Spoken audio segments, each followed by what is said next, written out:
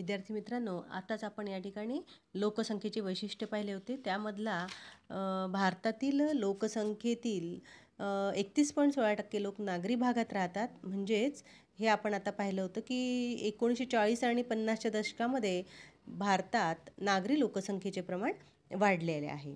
आता पहा, नागरी आणि ग्रामीण लोकांचे स्थलांतरण प्रमाण वाढले. भारताच्या एकूण ग्रामीण लोकसंख्येत घट होत असून नागरी लोकसंख्येचे प्रमाण वाढले आहे.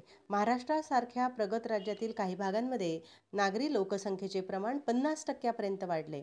1 ते 2011 या काळात ग्रामीण नागरी वितरण या संदर्भात भारतीय लोकसंख्येचे एक महत्त्वाचे वैशिष्ट्य म्हणजे 2001 ते 11 या 10 वर्षाच्या कालावधीत भारतातील ग्रामीण लोकसंख्येत 9.12 कोटीची तर नागरी लोकसंख्येत 9.1 कोटीची भर पडली.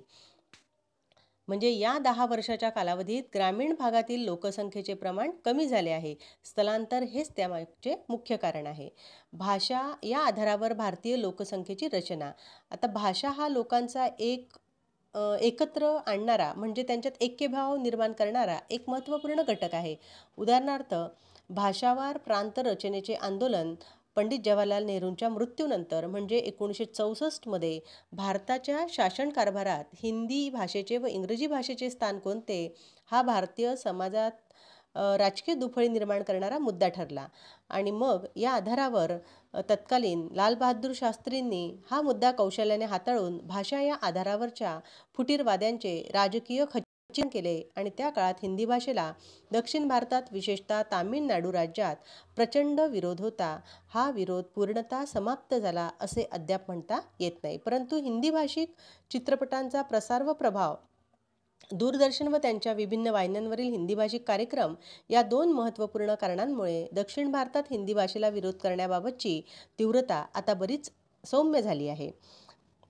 भारतीय संविधानाने भारताची राष्ट्रीय भाषा असा दर्जा कोणत्याही एका भाषेला दिलेला नाही. हिंदी व इंग्रजी भारतीय शासनकारभार चालविण्यासाठीच्या भाषा आहेत. भारतीय संविधानात 22 भाषांच्या यादीला मान्यता देण्यात आली. यात मराठी, संस्कृत, बंगाली, तामिळ, गुजराती, तेलुगू, कन्नड, मल्याळम आदी भाषांचा समावेश आहे. आणि या 22 भाषांपैकी 7 भाषांना अभिजात भाषा असा दर्जा देण्यात आला. अभिजात भाषेतील साहित्याला वेगवेगळे पुरस्कार देण्याची व्यवस्थासुद्धा करण्यात आली आहे. म्हणजेच 10,000पेक्षा जास्त लोकांच्या सामाजिक व्यवहारात उपयोगात आणल्या जाणाऱ्या 121 भाषा आहे. याशिवाय जवळपास 1,600 भाषा या बोलीभाषा आहेत. म्हणजे वराडी, खानदेशी, कोकणी, मालवणी, भोजपुरी, राजस्थानी, मारवाडी आदी असंख्य म्हणजे 1,600 बोलीभाषा. आणि भारतीय भाषांच्या भाषाशास्त्रानुसार अभ्यास करून त्याचे गट पाडण्यात आले आहे. एक इंडो आर्यन भाषा, नंतर द्रविडियन भाषा आणि नंतर तिसरा गट आहे अन्य भाषा, असे 3 गट आहे. सिनो तिबेटियन, ऑस्ट्रो आशियाटिक आदी भाषांचा समावेश अन्य भाषा या गटात होतो. म्हणजे सुमारे 5% लोक अन्य भाषिक गटातील भाषांचा उपयोग करतात. म्हणजेच काय की भाषिक विविधता आणि त्यातून निर्माण झालेली एकता हे भारतीय समाजाचे एक महत्त्वाचे वैशिष्ट्य आहे. आता धर्म या आधारावर भारतीय समाजाची रचना हे आपण पाहू. जसे की लोकांना एकत्र आणून त्यामध्ये ऐक्याची म्हणजे धर्मबंधुत्वाची भावना निर्माण करणारा धर्म हा एक प्रमुख घटक आहे. सामाजिक, सांस्कृतिक, आर्थिक, राजकीय अशा जीवनाच्या सर्वच अंगांचा प्रभाव असतो. बहुधर्मीय आणि बहुपंथीय असूनही भारतीय समाजाने आपले सामाजिक व राजकीय ऐक्य अद्यापही टिकवून ठेवले आहे. हे देखील भारतीय समाजाचे एक महत्त्वाचे वैशिष्ट्य म्हणता येईल.